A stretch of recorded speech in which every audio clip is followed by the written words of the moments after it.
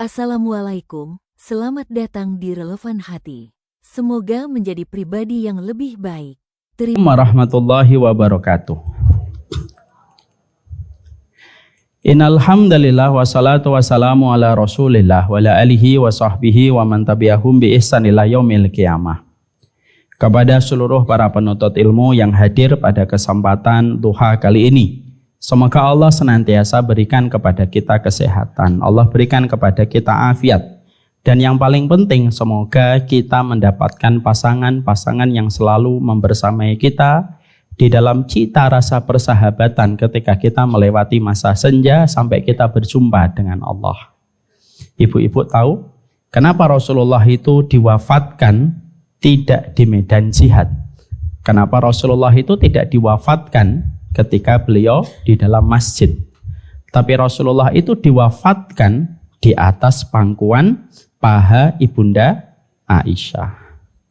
Banyak orang tidak menggali kenapa kok Rasulullah tidak diwafatkan di masjid, padahal masjid tinggal satu langkah dari rumahnya. Tapi justru Rasulullah itu diwafatkan di atas pahanya ibunda Aisyah, untuk memberi arti kepada kita salah satu kenikmatan takdir yang berjalan pada kehidupan manusia, yaitu ketika mereka diberikan pasangan, satu frekuensi, satu keinginan, satu visi, sampai ketika mereka meninggal pun, maka mereka saling mendampingi ketika mereka pulang menuju kepada alam barzah. Makanya maaf ya ibu, kalau nanti ibu-ibu mendapatkan suaminya masuk ke ICU, kondisinya sudah semakin ngedrop dan semakin turun, lalu sang dokter memberikan keterangan, maaf ibu, ini di bawah 40%. Kalau menurut pribadi saya dan hemat saya, dibawa pulang aja bu, atau dipindah ke kamar biasa daripada di kamar ICU, supaya ibu bisa ada di sampingnya, memberikan kalimat-kalimat yang menenangkan hatinya, bisa mentalkin kalimat la ilaha illallah di telinga kanannya, karena tidak ada orang yang pengen pulang menuju ke alam barzah kecuali dia bersama dengan orang terkasih yang ada di sampingnya, dan bukan dengan alat-alat yang menakutkan yang ada di ICU. Nah, inilah yang menjadikan kita berharap semoga kita bukan hanya diberikan jodoh, kita menikah itu takdir, tapi kita dibersamakan dengan orang yang kita cintai sampai rambut kita memutih dan beruban dan kita meninggal di sisinya, maka itu merupakan karunia dan itu merupakan anugerah. Semoga setiap jodoh yang telah kita dapatkan bersama dengan pasangan kita itulah takdir manis, dan semoga kebersamaan kita dengan pasangan kita terus membersamai kita sampai nanti kita tua berjumpa dengan Allah, dan itu merupakan anugerah dan karunia. Makanya jangan pernah lelah berdoa. Makanya mendoakan istri dan mendoakan suami itu lebih diprioritaskan daripada kita mendoakan anak kita. Banyak pasangan itu, terutama ibu-ibu, yang sering sekali diuji hatinya oleh Allah hatinya dengan suaminya. Banyak ibu-ibu itu kalau ditanya, lebih prioritas mendoakan anak atau suami ibu? Anak Ustadz. Bahkan ketika saya pernah menyampaikan sebuah materi tentang mendahulukan suami dalam doa daripada anak, ada ibu-ibu ngomong, saya berat sekali ngamalkan sunnah ini. Padahal mendoakan pasangan itu selalu prioritas nomor 1. Kenapa? Pertama jawabannya, karena anak kita akan memiliki jalur takdir berbeda, dan mereka memiliki jalur takdir sendiri-sendiri setelah kita nanti membesarkan mereka. Yang kedua, mana dalilnya bahwasanya mendoakan pasangan kita itu lebih didahulukan dan lebih diprioritaskan daripada mendoakan pasangan kita?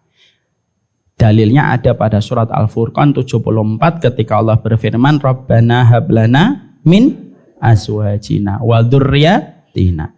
Disebutkan kata azwajina lebih dulu daripada kata dzurriyyatina. Disebutkan kata pasangan kita lebih dulu daripada kata anak kita, karena memiliki sebuah makna yang sangat tegas. Doakanlah pasanganmu dulu sebelum kamu mendoakan anak keturunanmu. Inilah yang menjadikan kita sebagai penuntut ilmu, ketika kita sudah melewati angka 40 bu, kita ini kan angka 40. Saya 45 tahun ini, ibu-ibu 55, 65, 75. Maka sesungguhnya ketika kita sudah melewati angka 40, berarti kita sudah melewati lonceng yang pertama. Karena apa? Setiap orang ketika melewati angka 40, maka lonceng pertama sudah diperdengarkan. Kalau dia melewati 50, lonceng kedua diperdengarkan. Kalau 60, dia telah mendengarkan lonceng yang ketiga. Dan kata Rasulullah, sedikit sekali yang melewati dan mendengar lonceng yang keempat. Maka itulah yang menjadikan kita semakin menambah terus amunisi kita mendoakan pasangan kita. Semoga pasangan itulah sebagaimana Aisyah dengan Rasulullah diwafatkan dengan saling memandang sebelum berjumpa dengan kehidupan alam barzah. Itulah yang menjadi sebuah keinginan kita. Saya sederhanakan dalam bentuk quote, menikah itu takdir, tapi bersama sampai kita tua, maka itu merupakan karunia dari Allah. Maka itulah yang dikatakan oleh Imam Qurtubi di dalam salah satu perkataan beliau, laisa hunaka syai'un aqarru li ainil bashar illa yajitu azwajahu mutina lillahi azza wa jalla. Tidak ada perkara yang paling menyenangkan seorang suami, seorang istri kalau mereka sudah menambah umur kecuali satu. Mereka mendapatkan pasangan yang sama-sama taat kepada Allah. Itulah perkara yang paling menyenangkan. Dan semoga itu kita dapatkan menjadi sebuah karunia. Amin, insyaallah. Jadi yang didoakan siapa? Suami. Kalau ibu-ibu kemarin mendoakan anak, ya semoga suaminya selalu bersabar. Alhamdulillah. Kita senantiasa bersyukur betul kepada Allah Subhanahu wa taala atas seluruh nikmat yang Allah berikan di dalam kehidupan kita. Memiliki hati yang gampang bersyukur itu susah. Karena memiliki hati yang bersabar pada setiap ujian itu terkadang lebih gampang. Tapi memiliki hati untuk senantiasa bersyukur itu tidak gampang. Kenapa? Karena ternyata setiap bertambahnya kenikmatan itu terkadang sensitivitas kita terhadap nikmat itu semakin standarnya itu semakin tinggi. Dulu ingat ibu-ibu ketika masih SMA, mungkin sebagian dari kita ada yang dari keluarga pas-pasan. Dulu ketika kita masih SMA, masih struggling, maka ketika kita mendapatkan uang 50.000, rasanya itu syukur banget. Karena kita bisa membuat sebuah planning, 50.000 bisa makan 3 hari. Mendapatkan 50.000 terasa nikmat. Kenapa? Karena pada saat itu sudah angka besar bagi kita. Makan telur terasa nikmat sampai kita rela membagi telur menjadi 2. Pagi makan telur setengah, siang makan telur setengah. Tapi terasa nikmat. Tapi terkadang, kadang-kadang kalau nikmatnya ditambah sama Allah, penyakitnya manusia itu sama di mana-mana. Kalau nikmatnya ditambah, standar syukurnya itu jadi tambah tinggi. Akhirnya apa? Yang asalnya 50.000 dulu bersyukur. Maka ketika standar nikmatnya itu ditambah, standar syukurnya itu jadi lebih susah lagi. Dulu 50.000 sudah cukup membuat bersyukur, sekarang enggak. Sekarang kalau belum ada uang 5 juta belum bisa dikatakan bersyukur. Makanya maaf ya Bu, kadang-kadang kita punya uang 50.000 di kantong, tapi kita merasa kayak nggak ada rezeki. Padahal bagi sebagian besar 50.000 orang kalau kita tanya kepada pemulung sampah yang masih jalan, 50.000 itu bisa dia tempatkan untuk belanja untuk makan 3 hari. Karena begitulah manusia. Dulu ketika kita belum punya uang atau biasanya ada manusia gaji UMR, dia melihat mobil EPV aja sudah nikmat. Ya Allah, punya mobil EPV aja deh sudah alhamdulillah. Karena pada saat itu gajinya masih UMR. Tapi ketika gajinya sudah naik, misalkan 50 juta, standar syukurnya itu jadi naik. EPV tidak lagi nikmat. Nikmatnya itu bertambahnya standar mobil yang dia ingin miliki. Itulah manusia, Bu.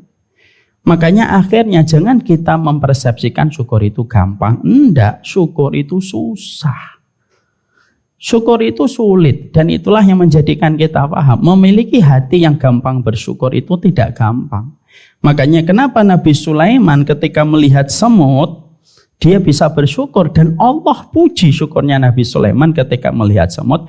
Karena semut dibandingkan seluruh yang taat kepada Sulaiman, seluruh yang memberikan loyalitas kepada Sulaiman, semut itu paling kecil. Ada gajah, ada ifrit, ada jin, ada burung, semuanya patuh kepada Sulaiman.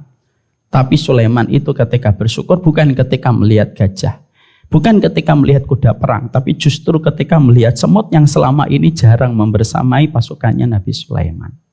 Itulah hati yang sensitif. Dia gampang bersyukur kepada Allah. Dan itu yang paling susah.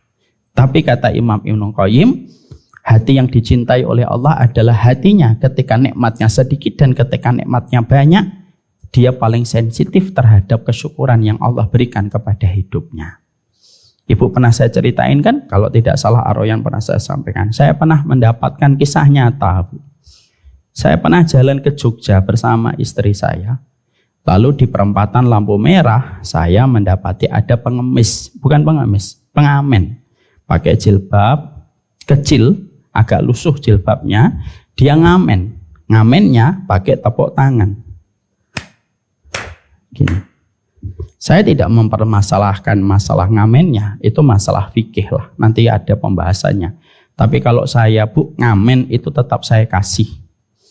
Kenapa Ustadz ngasih pengamen? Ada 3 alasan. 1, saya tidak mau mengukur ukuran sepatu saya dengan ukuran sepatu pengamen. Saya memilih jalur pendapat lagu itu haram. Tapi kan saya tidak memaksakan apakah dia langsung paham apa yang saya pilih, kan tidak bisa. Yang kedua, kenapa saya tetap ngasih pengamen? Yang kedua, kita ngasih pengamen dengan harapan supaya pengamen itu bisa mendapatkan berkah dari harta halal yang kita berikan. Yang ketiga, alasan saya kenapa tetap ngasih pengamen. Yang ketiga, ngasih pengamen dengan tujuan menghormati pilihan dia. Karena apa? Bisa jadi dia pernah ditaruh di garong, bunuh, jadi pencopet. Tapi semua pilihan itu dihindari. Dan dia lebih memilih pengamen untuk tidak melukai orang lain. Saya ketika ngasih sama pengamen ibu-ibu, Bu, saya kasih 10.000. Masih ingat kisah ini? Saya kasih dia 10.000. Dia kaget dengan pemberian 10.000 yang saya berikan. Di balik jendela saya buka, ini Ibu. Dia langsung refleks berkata, saya tidak punya kembalian, Pak. Saya tidak punya susuk. Tahu susuk? Susuk yang dipasang di sini loh, Bu. Oh enggak ya. Susuk itu kembalian. Saya tidak punya susuk, Pak. Enggak apa-apa, Bu, buat Ibu. Bapak yakin? Iya. Kelebihan, Pak? Enggak, Bu, buat Ibu saja. Lalu dia mengucapkan, Masya Allah, Pak, terima kasih. Lampu hijau, saya jalan. Lalu pada saat saya jalan, saya refleks melihat spion mobil saya. Dia berjalan, dia cium itu uang 10.000, Bu.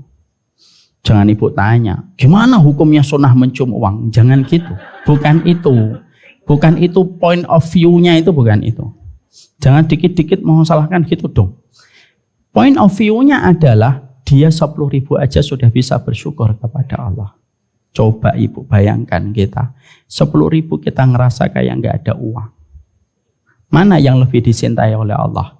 Hatinya dia 10.000 dia bisa mencium uang dan bersyukur dengan penuh sukacita kepada Allah, ataukah kita ada puluhan miliar di rekening kita baru bisa bersyukur kalau di kantong kita ada cek senilai 1 miliar, baru kita bisa bersyukur kayak pengemis yang bersyukur ketika 10.000 itu dia dapatkan. Tentunya yang pertama yang Allah pasti lebih cintai. Itulah yang menjadikan kita faham, Bu. Nikmat itu tidak secara otomatis menjadikan kita bisa bersyukur. Makanya kita ingat perkataan para ulama salaf. Ujian yang membuatku sabar terkadang lebih aku cintai daripada nikmat yang membuatku lupa untuk bersyukur kepada Allah. Bersyukurlah, Bu. Jangan hanya rumahnya, tapi ada bawang merah di dalam dapur kita. Bersyukurlah ketika kita masih ada punya lombok. Bersyukurlah ketika kita masih punya nasi dan beras.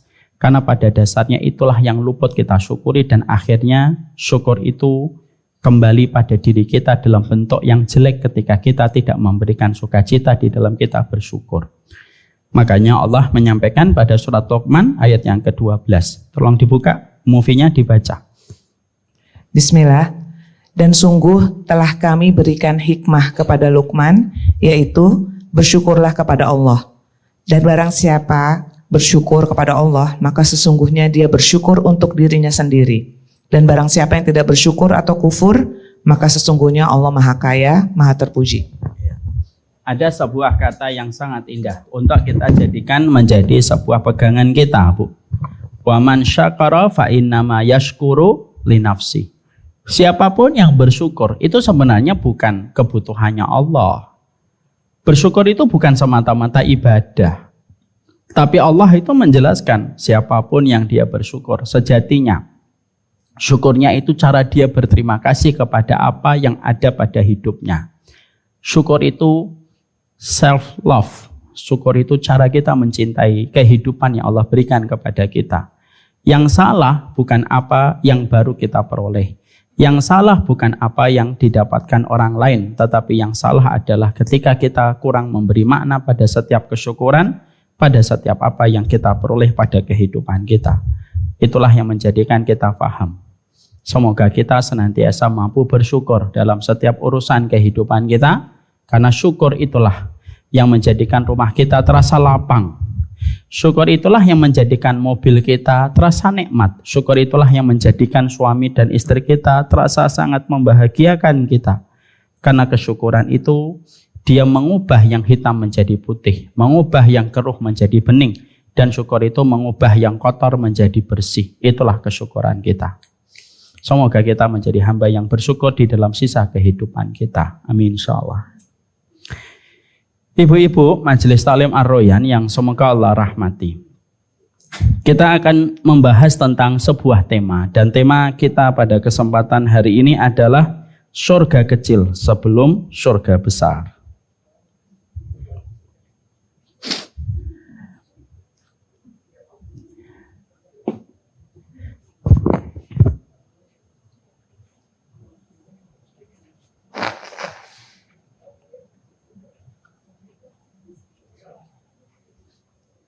Sudah?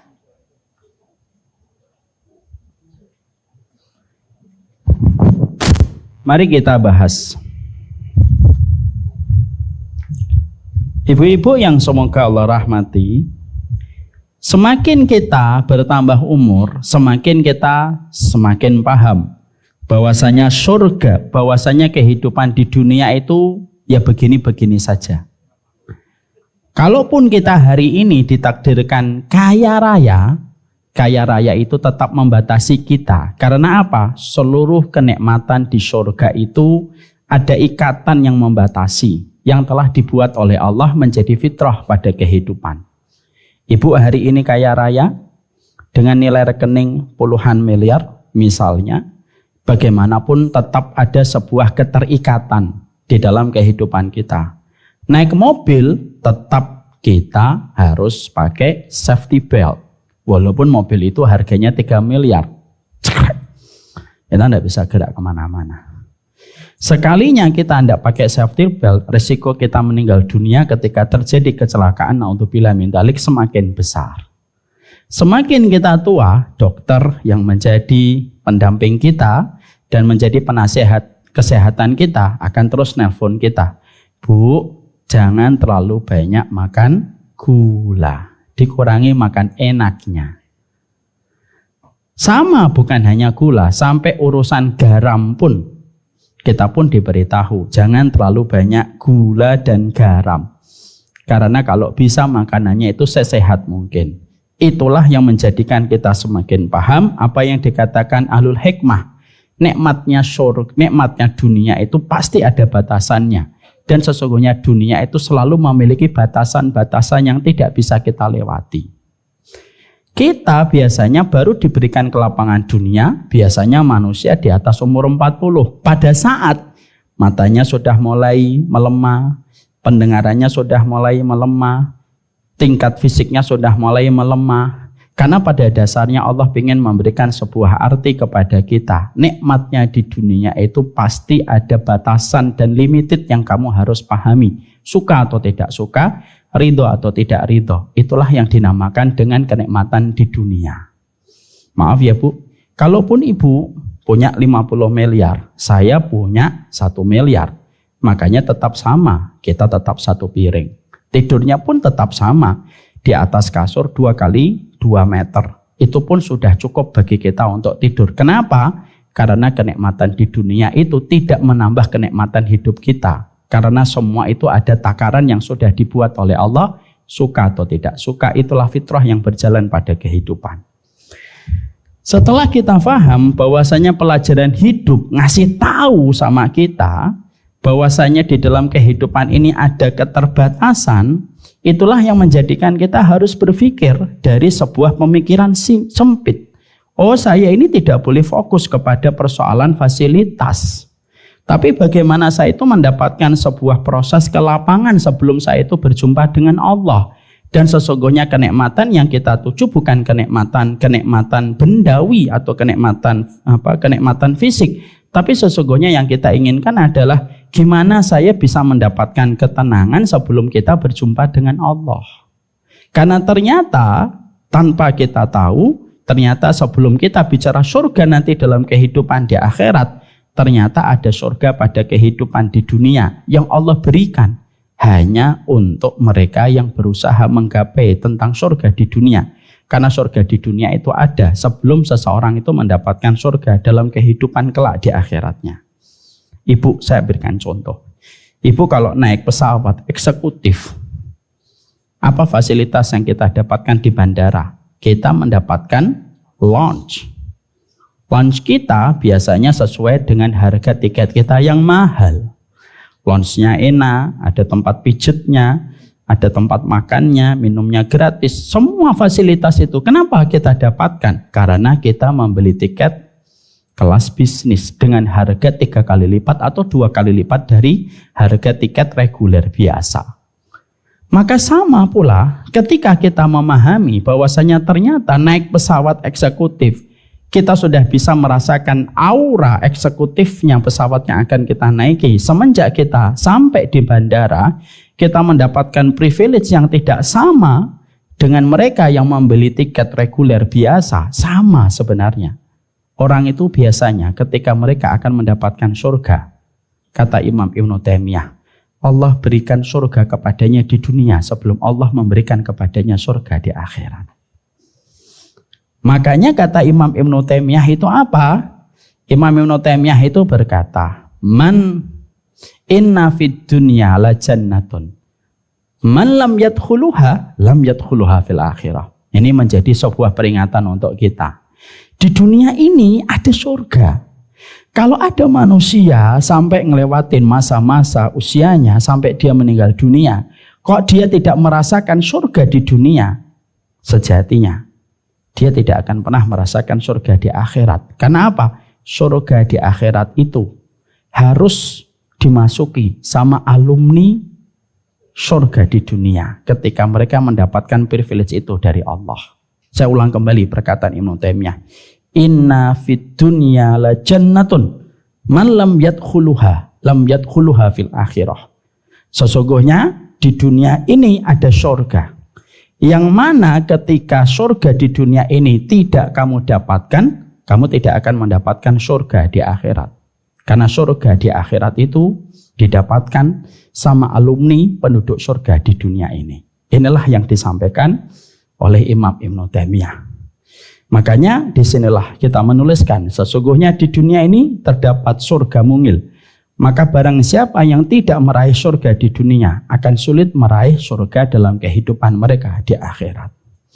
Setelah kita paham, maka ini sekaligus pula menjadi sebuah evaluasi buat kita. Apa itu surga pada kehidupan di dunia yang kita harus mengerti dan harus kita pahami. Supaya kita mampu meraba diri kita, apakah diri kita itu mendapatkan itu ataukah tidak. Karena kita bahaya.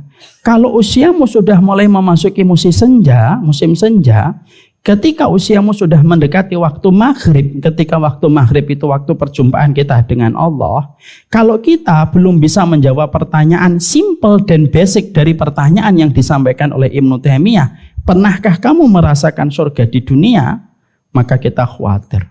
Jangan-jangan urusan barzah kita berantakan, urusan akhirat kita berantakan. Hanya disebabkan karena kita tidak pernah mau secara jujur menjawab surga di dunia sudah didapatkan ataukah belum. Maaf ya Bu, ini bukan untuk memvonis orang. Nanti jangan sampai pulang di sini lalu Ibu komen, kelihatannya kamu belum pernah dapetin surga di dunia deh, gitu. Nggak usah gitu. Tapi ini pertanyaan untuk diri kita masing-masing. Next.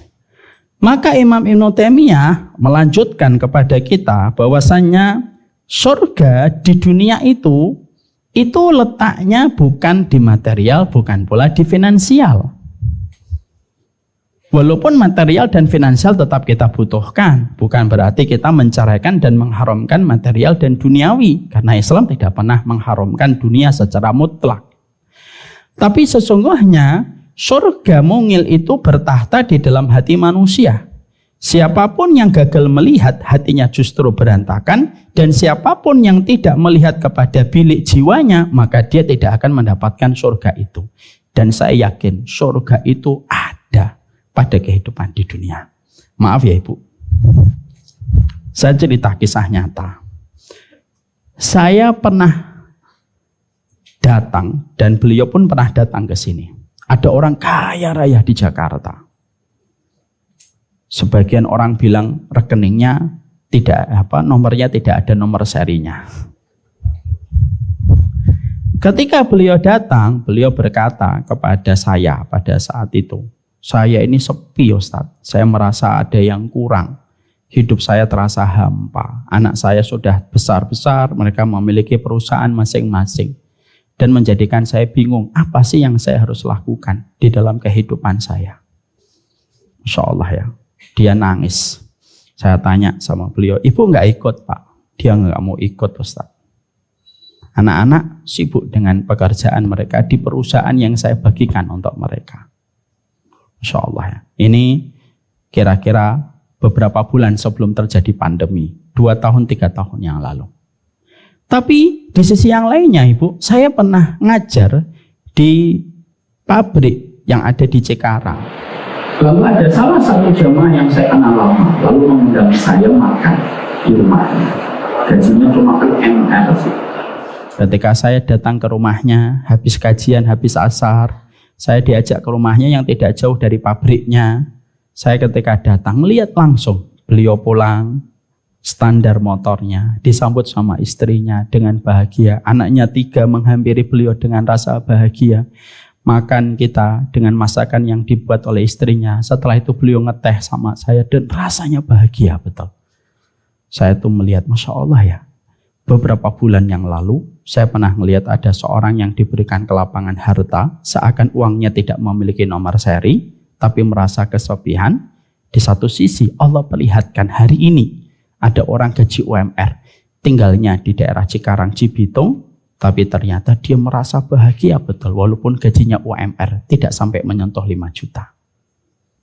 Apa yang kita ambil? Pelajaran nyata yang Allah perlihatkan di sekitar kita, disitulah kita semakin paham bahwasanya sejatinya surga di dunia itu bukan terletak kepada material dan finansial, tapi kata Imam Ibnu Taimiyah, surga itu ada pada hati manusia. Dan itulah yang menjadikan kita semakin paham bahwasanya ketika kita hari ini sudah mulai menyadari pertanyaan basic yang harus kita jawab, apakah saya sudah merasakan surga di dunia? Maka pertanyaan itu tidak akan pernah kita dapatkan di pemandangan dengan view-view menakjubkan dan mempesona, tetapi sesungguhnya surga di dunia itu bukanlah air terjun, surga dunia itu bukanlah pemandangan gunung, surga di dunia itu bukanlah air laut yang begitu bersih, tapi surga di dunia itu terletaknya pada hati yang dikatakan oleh para ulama. Dan disitulah kita semakin paham. Disinilah kita akhirnya memahami sebagaimana surga pada kehidupan di dunia. Maka Allah menyampaikan kepada kita pada satu ayat. Next. Wa fi anfusikum afala tubsirun. Makanya Allah itu menyampaikan di dalam surat Ad-Dariyat 21. Wa fi anfusikum afala tubsirun. Maka Allah lalu menyampaikan kepada kita, loh di dalam diri kamu itu apakah kamu tidak memperhatikan? Jadi perjalanan paling jauhnya manusia itu bukan naik ke puncak gunung, Tapi perjalanan terjauhnya manusia itu sebenarnya kepada dirinya sendiri. Apakah kamu tidak memperhatikan? Salah satu makna tafsir yang ada pada surat Ad-Dzariyat 21, sebenarnya surga yang aku janjikan pada kehidupan di dunia itu ada pada diri kalian. Loh, emang kalian tuh nggak ngelihat? Jangan sampai akhirnya kita salah sasaran dan salah target, menyangka bahwasanya surga di dunia itu sebatas pemandangan dengan view yang mempesona. Bukan. Tapi jawabannya kembali kepada apa yang Allah sampaikan pada surat Ad-Dzariyat 21. Loh, diri kalian itu loh. Sesungguhnya di dalamnya ada sebuah kenikmatan surga. Apakah kalian tidak memperhatikan itu? Maka disitulah kita semakin memahami betul bahwasanya surga itu ada dan surga itu tidak jauh dari kehidupan kita selama ini. Tapi kita sering sekali disalah sasarkan oleh setan dan disesatkan oleh setan. Kita menyangka surga itu ada di Lombok, kita menyangka surga itu di Bali, kita menyangka surga itu ada di Damaskus, kita menyangka surga itu ada di tempat-tempat yang kita tuju dengan keindahan alam. Padahal salah. Surgamu itu ada pada hatimu kalau kita memperhatikan. Next. Makanya kita akhirnya mengetahui kalau orang sudah mati hatinya, maka dia tidak akan ada surga. Karena apa? Surga itu harus dengan hati yang hidup. Makanya Ibnu Rajab mengatakan orang yang paling celaka itu orang yang mati hatinya sebelum mati jasadnya. Karena dia tidak akan pernah merasakan nikmat apapun. Karena salah satu sumber yang menghidupkan kehidupan surga pada kehidupan kita itu apa? Ketika hidup hati kita. Lalu hati kita yang menjadikan kita hidup jasad kita. Dan siapapun yang sudah mati hatinya, dia pada dasarnya tidak akan pernah mampu untuk mendapatkan surga di dunia kalau sudah mati hatinya. Makanya kalau orang, saya kemarin mendapati ada satu kabar bahwasanya ada seorang kakek-kakek melakukan perzinahan. Dan perzinahannya terekam oleh CCTV. Dan yang mengetahuinya hanya adalah anak dan cucunya. Bukankah itu sesuatu yang sangat mengerikan sebenarnya? Tapi itulah yang terjadi. Kalau seseorang itu sudah mati hatinya, maka sesungguhnya pada dasarnya tidak akan ada surga sampai dia berjumpa dengan Allah dalam kondisi hatinya mati. Karena orang yang paling celaka itu orang yang mati hatinya sebelum mati jasadnya. Lah, ibu-ibu tahu nggak? Sebagaimana surga di akhirat itu memiliki 8 pintu. Jadi surga di akhirat itu memiliki 8 pintu. Ada pintu sholat, ada pintu puasa, ada pintu sedekah, ada pintu aiman, ada pintu jihad, terus ada pintu, nggak ada pintu aroyan. Iya, pintu puasa itu pintu aroyan. Iya, benar-benar. Pintu puasa. Ya. Kemudian ada pintu apa itu? Ada pintu taubat, ada pintu ridho, ada pintu memaafkan. Maka selayak surga yang memiliki 8 pintu, maka hati yang akan memberikan rasa kenikmatan pada manusia, yang akhirnya manusia itu lapang dan menikmati kehidupan, yaitu ketika manusia itu mampu membagi dan mengiris bilik hatinya menjadi 8 sifat. Yang mana kalau ibu dan saya mampu nanti untuk menjadikan hati kita ada 8 bilik pada hati kita. Siapapun yang mampu membagi hatinya ada 8 bilik sebagaimana surga itu memiliki 8 pintu, maka itulah orang yang paling tenang ketika nanti menghadap kepada Allah. Kenapa?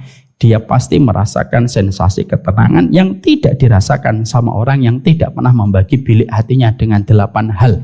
Sebagaimana surga itu memiliki 8 pintu. Mungkin ada yang masih bertanya, Ustadz, kenapa kok surga itu ada 8 pintu, Ustadz? Surga itu ada 8 pintu karena pada dasarnya karena manusia diberikan kesempatan yang sama untuk masuk surga.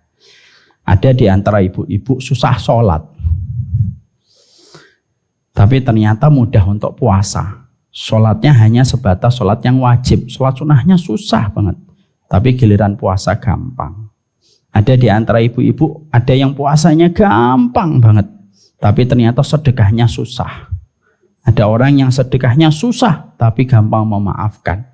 Maka itulah yang menjadikan kita paham. Kenapa 8 pintu yang ada pada surga? Supaya setiap manusia selalu memiliki kesempatan yang sama untuk bisa mendapatkan surganya Allah.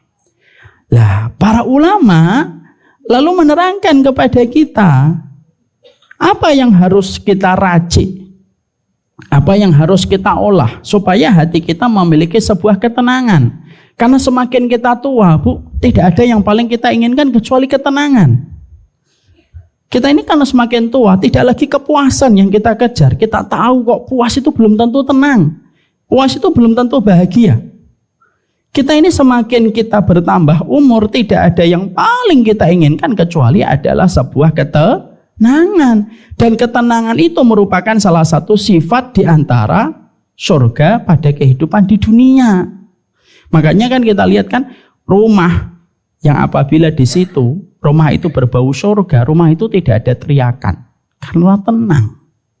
Makanya kalau rumah terlalu banyak teriakan penghuninya, itu salah satu ciri-ciri penghuni neraka. Terlalu banyak teriakan rumahnya. Sama pula sesungguhnya kita ketika membahas bahwasanya surga ini memiliki 8 pintu, maka sejatinya kita juga harus memiliki 8 perkara. Dan 8 perkara ini merupakan komitmen besar pada kehidupan kita. Dan saya tidak mengatakan mudah. Kenapa? Karena sesungguhnya 8 bilik yang harus kita bagi pada kehidupan kita, itulah yang menjadi sebuah kewajiban besar di sisa kehidupan kita. Dan itu tidak semua orang mampu melewatinya dengan keberhasilan. Sekarang, apa itu 8? Sifat yang harus dimiliki oleh hati kita, supaya hati kita merasakan ketenangan sebelum kita berjumpa dengan Allah. Maka sesungguhnya ada 8 yang dikatakan oleh Imam Ibnu Taimiyah. 8 sifat. Kalau kamu sudah mampu melakukan perkara 8 itu pada kehidupanmu, Allah akan memberikan kepadamu cash dan kontan, kenikmatan, kelapangan, dan ketenangan pada kehidupan di dunia. Sebelum nanti ujungnya dan puncaknya merayakan kesenangan pada kenikmatan surga di akhirat. Next. Yang pertama yang dikatakan oleh para ulama, yang pertama, memaafkan. Kita, Bu, semakin tua hidup kita, perkara yang kita harus berdamai di usia tua kita itu apa? Belajarlah untuk memaafkan kepada siapapun yang pernah menggores luka pada kehidupan kita. Memaafkan itu bukan semata-mata tentang siapa yang kita maafkan, tapi memaafkan itu tentang perkara bagaimana kita mencintai hati kita, supaya hati kita tidak menyimpan nama orang yang kita benci di dalam jiwa kita. Di mana menyimpan nama di dalam hati menjadikan hati kita akan kelelahan dan keletihan. Kalau sisa hidup kita masih ada satu nama yang kita benci dan kita berikan energi negatif setiap kita mengingat namanya. Sejatinya, ia bukan tentang memberi maaf terhadap orang lain, tapi proses memberi hati dengan surprise hadiah tercantik untuk tersenyum. Karena dendam itu merenggut senyuman hati tanpa terasa. Ibu-ibu tahu nggak ada sebuah kata dalam bahasa Inggris, hate is heavy, benci itu berat. Bukan rindu. Rindu itu sinetron picisan anak-anak Indonesia. Maka sesungguhnya inilah perkara yang sejatinya dalam proses kita ketika kita memasuki usia senja itu harus belajar memaafkan. Karena memang banyak peristiwa dan takdir yang berjalan dalam kehidupan kita tidak sesuai dengan apa yang kita mau. Ada yang datang membawa luka, ada yang datang membawa duri, membuat kita tergores. Ada pula yang datang mengambil hak kita, ada pula yang datang lalu mengambil apapun yang kita miliki dan melucuti apapun yang kita dapatkan pada kehidupan kita. Maka memaafkan itu merupakan perkara besar. Makanya saking betapa besarnya perkara ini, ibu sadar salah satu nama surga itu namanya tuh salah satunya pintu memaafkan. Makanya maaf ya, mari kita lihat di sini. Tolong diletakkan dulu pulpennya. 8 pintu surga, pintu sholat. Kita secara logika bisa memaklumi. Sholat itu memang berbuah manis dengan surga. Pintu puasa kita bisa maklum. Pintu sedekah kita maklum. Pintu jihad kita maklum secara logika. Pintu aiman yang masuk surga 70.000 tanpa hisab. Kita bisa memaklumi. Terus pintu tobat kita bisa memaklumi. Pintu ridho kita bisa memaklumi. Lalu tiba-tiba nyempil nomor 8. Pintu memaafkan. Padahal selama ini kita mendapatkan dalam pelajaran hidup kita, orang tua kita kalau ingin memberikan nasihat kepada kita, nak kalau ingin masuk surga jaga sholat. Tapi jarang sekali orang tua kita berkata, nak kalau ingin masuk surga belajarlah memaafkan. Padahal dia termasuk salah satu nama pintu surga. Karena inilah perkara yang terkadang bisa membebani hati kita, Bu. Banyak orang kadang-kadang begitu tenang, dia datang ke kajian, dia bisa fokus mendengarkan, tapi di dalam hatinya ketika mendengar satu nama, dia membenci nama itu. Dan dia akan membawa getaran negatif dari apa yang dia dengarkan dari nama seseorang sampai dia pulang ke rumahnya. Dan terkadang dia butuh untuk rilis kebenciannya sampai berhari-hari. Saking begitu besarnya nama itu pernah menggores luka di dalam dirinya. Siapa yang menjadi korban pertama kali kalau kita sudah dalam kondisi tidak memaafkan? Yang menjadi korban pertama kali hati kita, Bu. Hati kita lelah. Dan kalau hati kita sudah lelah, kayak badan yang sudah lelah. Badan kalau sudah lelah, diajak kebaikan pun tidak akan bersemangat. Ayo lari, enggak. Saya lelah. Makan soto, enggak. Saya lelah. Coba ibu habis dari sini lelah. Pulang ke rumah, diajak suami. Sudah sampai rumah, sudah. Makan soto Blok M. Maaf, saya lelah. Makan restoran Lebanon di depan itu internasional Bino bisa. Enggak, saya lelah. Kenapa? Karena setiap kelelahan itu menjadikan kita tidak akan bisa untuk mendatangi setiap aktivitas. Sama, kita terkadang hati kita ini lelah, Bu. Karena apa? Kita terlalu banyak menyimpan satu nama itu terus kita hadirkan pada hati kita patri dengan palu di dalam hati kita, lalu kita membencinya, lalu tanpa kita sadari, kalaulah pintu surga itu adalah salah satunya pintu memaafkan, kalau kamu belajar memaafkan, sebesar itulah kemaslahatan surga kamu rasakan di dunia. Kalau kamu tidak belajar memaafkan, sebesar itulah adab neraka kamu rasakan ketika kita selalu merasa sesak dengan nama yang kita benci. Paham maksud saya di sini, Bu? Makanya ibu sampai tahu nggak perkataan dari Imam Ibnu Qudamah? Ibnu Qudamah itu sampai berkata, memaafkan itu saking Allah seneng, karena itu dampaknya besar pada kehidupan kita. Sampai Allah itu menyampaikan di dalam surat Asy-Syu'ara kalau tidak salah, faman afa wa aslaha fa ajruhu 'ala Allah. Dibuka Qur'annya. Afan Asy-Syu'ara ayat 40. Dibaca umufinya. Bismillah. Dan balasan suatu kejahatan adalah kejahatan yang setimpal. Tetapi barang siapa memaafkan dan berbuat baik kepada orang yang berbuat jahat, maka pahalanya dari Allah. Sungguh dia tidak menyukai orang-orang zalim. Tuh. Allah itu sampai mengatakan dalam satu bentuk kabar gembira yang maha besar diskonnya. Mega diskonnya itu apa? Faman afa wa aslaha fa ajruhu 'ala Allah. Siapapun manusia, kalau dia itu memaafkan, wa aslaha dan dia tetap berbuat baik setelah dia terluka, dia terdolimi, dia memaafkan karena Allah, maka Allah menyampaikan di closing ayat itu, fa ajruhu 'ala Allah. Pahalanya itu nanti yang memberikannya adalah Allah langsung. Kenapa yang memberikan itu Allah langsung? Karena saking besarnya bobot pahala itu sampai tidak mampu ditanggung dan dipikul oleh para malaikat. Dan yang bisa menanggung dan memikul beratnya dan bobotnya pahala itu hanya Allah yang maha kuat. Saking besarnya pahala untuk memaafkan. Memaafkan, Bu. Siapa sih kehidupan ini yang tidak pernah benci sama orang, Bu? Tidak usahlah kita ya sok mengatakan, saya tidak pernah benci orang. Tidak mungkin. Tidak mungkin. Udahlah, nggak usah sok diplomatis sama saya.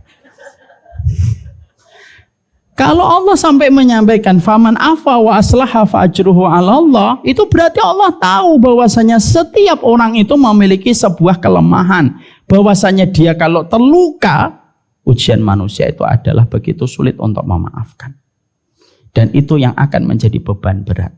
Kalaupun akhirnya kita belajar untuk memaafkan, bukan karena orang yang kita maafkan itu pantas mendapatkan maaf, bukan. Tapi karena kita ingin untuk meringankan beban pada hati kita. Karena ada yang lebih berhak untuk kita berikan pada hati kita. Dengan nama yang kita cintai daripada kita sibuk memberikan negatif kepada apa yang kita benci pada nama-nama itu. Makanya Rasulullah itu memaafkan. Rasulullah itu memaafkan. Makanya kemudian para ulama lalu menerangkan kepada kita, siapa orang yang paling berhak kita maafkan pada kehidupan kita? Para ulama lalu mengatakan ada dua, Ibu. Satu, bapak dan ibumu. Kalau mereka dulu belum mampu memberikan sesuai dengan apa yang ibu dan bapak inginkan. Ketika belum mampu menyekolahkan dengan apa yang diinginkan, ternyata pernah membuat keputusan yang tidak sesuai dengan apa yang kamu harapkan. Maafin bapak dan ibumu. Karena bisa jadi mungkin orang tua kita pun sedang menghadapi masalah berat di sepanjang hidupnya ketika kita telah menjadi anaknya. Saya pernah, Bu, mendapati ada seorang bapak dikomplain sama anaknya. Anaknya merasa, saya kena hutang pengasuhan, Ustadz. Padahal saya kenal anak itu. Saya kenal bapaknya. Anaknya nangis. Anaknya merasa bahwasanya dia tidak bisa komunikasi sama sang bapak. Ya sudah, tenang dulu. Saya kenal bapakmu. Nanti saya coba ngobrol dengan bapaknya. Selang 1 pekan, 2 pekan, Bu. Ketika akhirnya anak itu pulang, saya ketemu bapaknya. Di sini bapaknya itu orang ngaji. Saya setelah selesai kajian, saya ajak Pak ke situ sebentar. Boleh? Boleh, Ustaz. Dan ketika saya sampaikan apa yang dicurhatkan anaknya, dia kaget. Tapi akhirnya saya tahu, ternyata bapaknya pun mendapatkan hutang pengasuhan dari orang tuanya. Jadi kayak sebuah snowball yang terus menggelinding ke bawah. Dia diperlakukan semena-mena oleh orang tuanya, di mana dia tidak pernah mampu untuk menyampaikan itu kepada sang anak. Anaknya pun menjadi korban dari dirinya. Inilah yang menjadikan kita akhirnya paham, persoalan hidup itu tidak akan pernah nikmat apapun yang kita jalani dalam kehidupan kalau kita belum memaafkan. Dan siapa orang yang paling berhak kita maafkan? Orang tua kita. Mungkin orang tua kita tidak pandai cerita tentang masalah yang mereka hadapi. Sehingga akhirnya kekurangan demi kekurangan mereka itu berikan dalam pola pengasuhan kita. Itu pun bukan karena mereka sengaja. Tapi bisa jadi itulah keterbatasan mereka. Belajarlah memaafkan orang tuamu. Supaya anakmu belajar memaafkan kekurangan dirimu. Itu yang pertama. Siapa orang yang paling layak untuk kita maafkan yang kedua? Orang yang paling layak yang kedua untuk kita maafkan, kata para ulama, yaitu adalah pasangan hidupmu. Suamimu, istrimu, itu maafin. Karena bagaimanapun ketika kita menikah, bahwasanya menikah itu konsep di dalam teori pernikahan itu cuma 2. 50% kita mengalami kecocokan, 50% kita berdamai dengan ketidakcocokan dengan pasangan kita. Makanya akhirnya selama kekurangan yang ada pada pasangan hidupmu bukan persoalan yang sifatnya membawa mandorot untuk orang tua kita dan tidak membawa kejahatan yang berakibat dosa, dimaafkan. Karena sesungguhnya kita tidak akan pernah menemukan kesempurnaan di dalam setiap pasangan kehidupan kita. Makanya kemarin, Bu, di acara Samila Wisdom saya cerita sebuah kisah nyata. Ada kisah nyata ini. Saksinya Sabto, saksinya tim saya. Ketika saya melakukan perjalanan dakwah ke daerah Sumatera. Ada Ustaz Zaidul juga. Ada salah satu keluarga di Padang. Ada bapak-bapak. Tiba-tiba itu ada luka di bawah lehernya, di bawah kupingnya sini. Lukanya semakin membesar, semakin membesar, semakin membesar, semakin membesar. lalu sampai berlubang, Bu. Luka itu. Karena infeksi. Dan terus membesar itu lubang di dalam bawah kupingnya itu. Ketika akhirnya ke rumah sakit di kabupaten, di daerah Padang, maka rumah sakit kabupaten itu lepas tangan dan berkata, Pak, ini dirujuk saja ke rumah sakit provinsi di daerah Padang kota.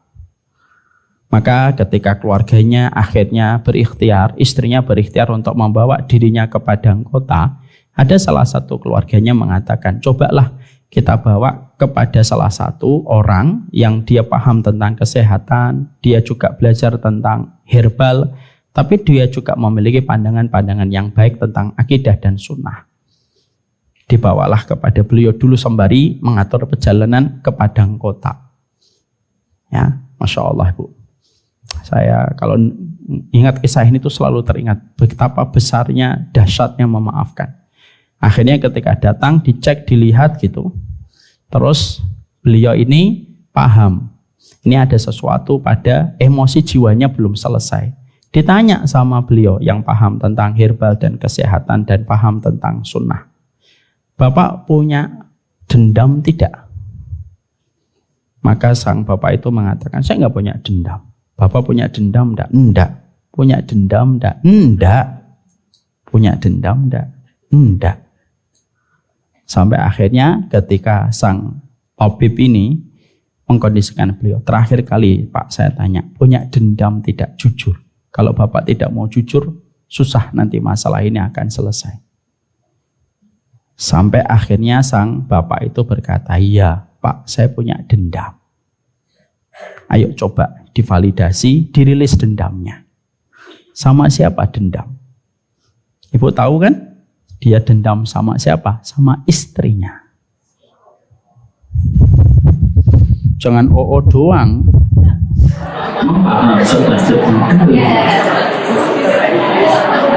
Sama istrinya. Belum selesai. Maka ketika dia menyampaikan dia dendam sama istrinya pada saat itu, istrinya yang saat itu menemani beliau juga sempat kaget. Loh Bang, kamu dendam sama saya? Salah saya apa? Nah disitulah sang bapak bercerita sembari menahan air matanya. Istrinya pernah selingkuh. Bentar, jangan dulu. Istrinya pernah selingkuh. Sampai cuma alhamdulillah tidak sampai melampaui batas. Tidak sampai ketemuan, tidak sampai perzinahan, cuma sering ngobrol, cicat gitu. Tapi sempat menyampaikan dua-duanya kalimat sayang. Padahal saat itu yang laki-laki punya istri, yang perempuan punya suami. Tapi ketika akhirnya ketahuan, sang istri betul-betul bertobat dengan taubatan nasuha. Dan dia betul-betul menyesal kejadian itu dan betul merasa khilaf dan dia merasa melampaui batas. Sang suami sebenarnya sudah memaafkan, cuma masalahnya satu, Ibu. Laki-laki yang menjadi teman selingkuhannya, istrinya, itu satu kampung dengan mereka. Artinya, setiap memaafkan 2 hari, 3 hari, ketemu lagi laki-laki itu. Paham maksudnya? Akhirnya emosinya naik turun. Walaupun istrinya memang sudah betul-betul meninggalkan itu dan tidak pernah sama sekali melakukan itu lagi. Emosinya naik, turun, naik, turun, naik, turun. Dan itulah yang menjadikan akhirnya dia menyimpan rasa bencinya itu bertahun-tahun. Secara wajah kayak tidak ada apa-apa, di dalam hatinya kayak magma yang tertahan oleh gunung yang siap untuk meletus. Ini kisah nyata, Bu. Masya Allah ya. Ustaz Zaidul dengerin kisah ini juga, Masya Allah. Ketika akhirnya sang istri langsung minta maaf lagi. Ya Allah Bang, saya kan sudah minta maaf. Iya. Bukan kamu yang salah, dia yang sering kelihatan. Dia yang sering kelihatan. Maka pada saat itulah akhirnya sang tabib itu mengatakan sama beliau, udah Pak, dimaafkan. Saya dengar dari ustadz saya, ya beliau juga ngaji sama saya, memaafkan itu sumber kebaikan. Dan sesungguhnya kalau Bapak dalam kondisi memaafkan, seluruh energi darahnya pun positif dan tidak lagi negatif. Karena apa? Membenci itu membawa aura yang negatif untuk seluruh darah ketika beredar di seluruh organ tubuh. Iya, terus sang laki-laki mengatakan, saya sudah memaafkan Tabib. Lalu ditanya, mulai kapan sudah mulai ridho dan memaafkan? Semenjak istri saya betul-betul tulus merawat saya, membersihkan luka saya. Ketika anak-anak merasa jijik ngelihat luka darahnya yang sudah bercampur dengan infeksi, istri saya yang membasuhkan, yang membersihkan, memandikan saya. Ketika tidak ada saudara saya yang sanggup melakukan itu, saya betul-betul memaafkan. Pada saat itulah sang tabib ini berkata, coba diikrarkan lagi Pak, dimaafkan, datang dari hatinya. Saya maafkan, nangis suaminya Bu. Jadi kayak ada air mata yang akhirnya divalidasi selama bertahun-tahun, air mata itu akhirnya dirilis, jebol air matanya, dipeluk istrinya, kenceng itu, dan dia menyatakan permintaan maaf. Sudah saat itu langsung dibawa ke Padang Kota. Seiring dia mulai memperbaiki dan memaafkan, seiring lukanya di sini mengering, mengecil, sampai dokter di rumah sakit umum Padang Kota mengatakan, kok secepat itu kesembuhan secara signifikan? Karena hatinya sudah selesai dengan sesuatu yang sifatnya negatif. Paham sampai di sini Ibu? Yang membuat rumit hidup bukan Allah. Yang membuat rumit hidup itu kita sendiri. Kita yang membuat rumit kehidupan kita. Dan ketika kita yang membuat rumit kehidupan kita, itulah yang menjadikan kita akhirnya apa? Menyimpan nama. Dan nama itulah yang kita benci. Dan nama itulah yang menjadikan akhirnya kita tidak bisa merasakan dan mencicipi surga di dunia. Dan ketika kita sudah tidak lagi memaafkan, begitu beratnya perjalanan kita nanti berjumpa dengan Allah ketika membawa satu nama yang harus kita pertanggungjawabkan di hadapan Allah. Makanya tadi di dalam surat Asy-Syura ayat 40, faman afa wa aslaha fa ajruhu 'alallah. Makanya sampai tadi kita mendapati siapapun yang memaafkan, lalu dia berbuat baik, maka sesungguhnya pahalanya itu nanti Allah yang memberikan. Karena sebesar itulah dampak ketika kita sudah belajar untuk memaafkan. Hate is heavy, benci itu berat. Dan kita layak untuk tidak harus menjadikan hati kita berat ketika kita bersiap untuk berdamai dengan satu nama yang tidak lagi kita benci dengan segenap hati kita. Makanya maaf ya Ibu, kalau ada sinetron, mana pemeran yang paling sulit dan paling berat? Pemeran antagonis. Kalau protagonis mah enak, senyum. Kalau antagonis harus melotot, emosi. Makanya tidak sedikit pemeran-pemeran sinetron antagonis, dia merasa kelelahan setelah sinetron itu selesai. Kenapa? Karena emosi itu luar biasa menguras energi kita. Kalau emosi aja energi kita terkuras, berapa banyak kebaikan hidup kita terkuras hanya kita membenci. Anak biasanya kalau habis nangis lama, biasanya orang tua senang. Dia habis nangis, habis ini tidurnya nyenyak insya Allah. Karena dia capek nangis itu.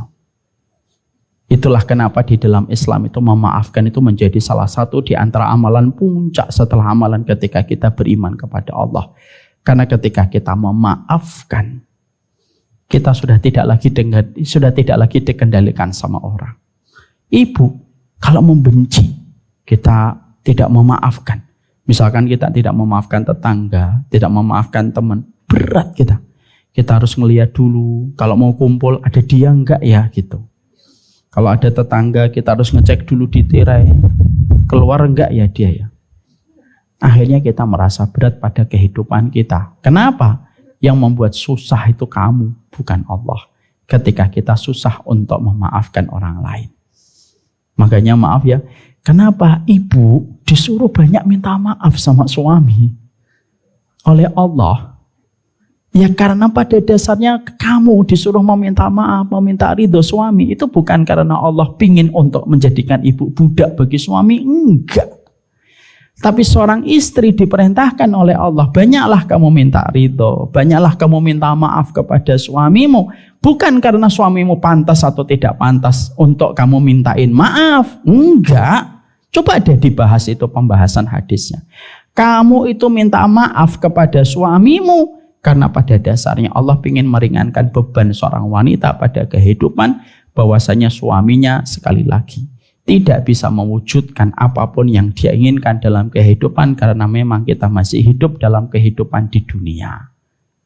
Paham sampai di sini? Paham. Sudah siap untuk memaafkan? Insya Allah di sini. Nanti sampai rumah gara-gara anduk di atas sofa aja bisa panjang. Amin, semoga bisa dimaklumi. Saya pun belajar memaafkan ibu-ibu ya. Semoga Allah memberikan. Ini yang pertama. Makanya maafkan. Siapapun yang ingin dimaafkan oleh Allah, belajarlah untuk memaafkan. Mari kita buka surat An-Nur sebelum kita pindah poinnya. Buka surat An-Nur. Dibaca umumnya ayat yang ke-22. Bismillah. Dan janganlah orang-orang yang mempunyai kelebihan dan kelapangan di antara kamu bersumpah bahwa mereka tidak akan memberi bantuan kepada kerabatnya, orang-orang miskin, dan orang-orang yang berhijrah di jalan Allah. Dan hendaklah mereka memaafkan dan berlapang dada. Apakah kamu tidak suka bahwa Allah mengampunimu? Dan Allah Maha Pengampun lagi Maha Penyayang. Ya. Jadi perintah memaafkan dikatakan oleh Imam Ibnu Katsir itu jauh lebih banyak daripada perintah meminta maaf, Bu. Dulu saya ketika sebelum belajar, saya menyangka perintah meminta maaf itu lebih banyak. Tapi ternyata kata para ulama tafsir itu justru mengatakan enggak, yang paling banyak di dalam Quran itu perintah memberi maaf, bukan perintah meminta maaf. Kenapa? Karena kebaikan antara meminta maaf itu kan wajar, wong dia salah kok, dia minta maaf. Tapi yang betul-betul mendatangkan efek kebaikan pada kehidupan bukan ketika kamu meminta maaf, kamu yang memberi maaf. Makanya akhirnya Allah menyampaikan di sini ketika menegur Abu Bakar. Allah itu karena sayang sama Abu Bakar, itu ditegur Abu Bakar. Bagaimana peristiwa yang terjadi pada saat itu? Yaitu ketika kita menjumpai ada salah satu kerabatnya Abu Bakar. Namanya siapa? Mistah bin Usasah. Kerabatnya Abu Bakar ini orang miskin, Bu. Dan setiap bulannya mendapatkan nafkah dari Abu Bakar. Tambahan-tambahan untuk menutupi kebutuhan hariannya. Yang mencukupinya itu adalah Abu Bakar. Ketika ada peristiwa ketika Ibunda Aisyah dituduh berzina, loh, Mistah bin Usasah itu ikut membesarkan berita itu dan ikut membenarkan berita itu dengan berbisik-bisik kepada teman-temannya. Memang betul Aisyah itu berzina dengan Sofwan bin Mu'attal. Padahal kerabatnya Aisyah, hubungannya itu dengan Abu Bakar itu hubungan kemenakan. Maka ketika akhirnya terungkap surat An-Nur diturunkan dan Allah membersihkan kedudukan Ibunda Aisyah bahwasanya Ibunda Aisyah itu tidak berzina pada saat itu, maka Masya Allah Abu Bakar tetap manusia biasa. Dia kecewa, dia marah. Dia datangin Mistah bin Usasah dalam satu hadis. Apakah kamu termasuk yang membenarkan peristiwa itu, wahai Mistah bin Usasah? Mistah bin Usasah menyesal dan mengatakan, iya. Semenjak saat ini saya potong, saya putus nafkah yang aku berikan kepadamu. Dan kamu bertanggung jawab nanti di akhirat atas apa yang kamu tuduhkan. Perkataan Abu Bakar naik ke langit yang ke-7, Bu. Didengarkan oleh Allah di arsy-Nya. Dan Allah sayang sama Abu Bakar. Perhatikan, Allah tidak nyuruh Mistah bin Usasah meminta maaf sama Abu Bakar. Tidak. Allah suruh. Jadi patternnya, polanya bukan Mistah bin Usasah yang Allah perintahkan meminta maaf kepada Abu Bakar, bukan. Tapi polanya dibangun oleh Allah, Abu Bakar yang memaafkan Mistah bin Usasah. Makanya akhirnya ada sebuah kata yang Allah sampaikan di sini. Mari kita buka. Ala tuhibbuna ayyaghfirallahu lakum. Apakah kamu tidak senang kalau Allah itu memaafkan kamu? Lah inilah pertanyaan yang sebenarnya dijawab sama Abu Bakar. Saya mau dimaafkan engkau ya Allah. Maka pada saat itulah akhirnya Abu Bakar berkata kepada Mistah bin Usasah, aku maafkan dan aku sambung kembali nafkah yang aku berikan kepada keluargamu. Pertanyaan kita, kenapa kok bukan Mistah bin Usasah yang disuruh minta maaf? Kenapa justru malah Abu Bakar yang disuruh memberi maaf? Karena disitulah kita akhirnya mengerti. Karena keutamaan memaafkan lebih besar daripada keutamaan meminta maaf. Itulah salah satu di antara perkara yang bisa melapangkan hati kita untuk mendapatkan kenikmatan surga. Makanya kalau masih membenci, susah. Makanya maaf ya Ibu, kalau ada sunnah ngajarin kita membenci orang terus, capek lama-lama orang itu. Dan ingat ya, kalau kita membangun kaidah kita dalam dakwah itu membenci, itu kayak membangun api. Kalau sudah tidak ada lagi kayu yang dibakar, apa yang terjadi? Api akan saling melahap api dengan api ketika tidak ada lagi kayu yang bisa dibakar. Apa yang terjadi, Bu? Energi orang membenci itu hanya berujung kepada kerugian yang menimpa kepada dirinya. Dimaafin. Karena memang pada dasarnya Allah tidak menyuruh kita meminta maaf sesering Allah menyuruh kita untuk memberi maaf. Susah Ustaz. Yang ngomong gampang siapa? Memang susah. Susah. Karena setiap mendengar satu nama itu kalau sudah kita benci itu rasanya hati kita itu langsung naik. Darah juga kalau dicek juga mungkin langsung naik gitu darah tingginya. Gulanya juga bisa jadi kalau dicek juga langsung naik. Tapi begitulah. Ketenangan hidupmu dimulai ketika kamu banyak meminta, ketika kamu banyak memaafkan. Ya kan? Masya Allah ya. Nah inilah yang menjadikan kita memahami betul. Yang pertama, memaafkan.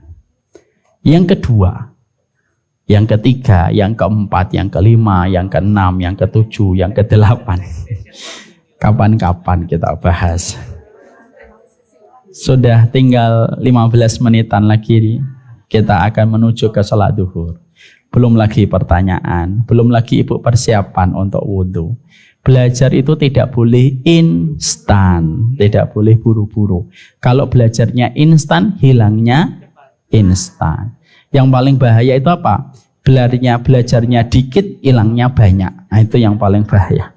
Makanya silakan untuk di-scan, untuk unduh materi pembahasan. Masya Allah, apa kurang baiknya saya coba sebagai guru? Sudah menyambut tamu, sudah buatkan materi, tinggal unduh gitu. Jangan lupalah jasa-jasa saya. Enggak lah, ini memang kewajiban guru. Kenapa saya buatkan kayak gini Ibu? Karena saya teringat perkataan Imam Syafi'i. Kalau aku bisa nyuapin kalian ilmu, aku suapin kalian ilmu satu suapan. Tahu kan caranya ngunduh? Dibuka aplikasi kameranya, di-scan di sini, insya Allah. Ini yang dapat saya sampaikan. Sekaligus kita buka dengan dialog dan kita buka dengan tanya jawab di antara kita, insya Allah. Semoga bukan masalah materi yang banyak yang kita pelajari yang paling penting, tapi yang paling penting adalah semoga kita senantiasa mendapatkan keberkahan dari setiap ilmu yang kita praktekkan pada perjalanan hidup kita, insya Allah.